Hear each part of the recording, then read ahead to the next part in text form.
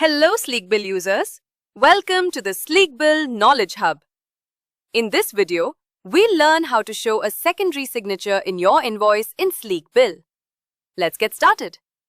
First, open your browser and visit www.sleekbill.in. Once the website loads, click on the Login button available at the top right corner of the screen.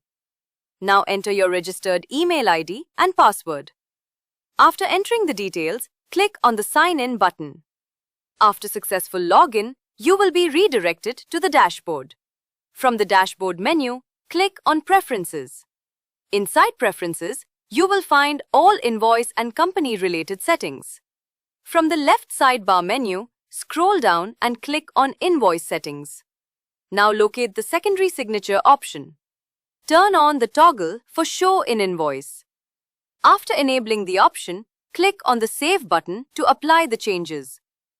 Now go to the Invoices section, open any existing invoice or create a new one.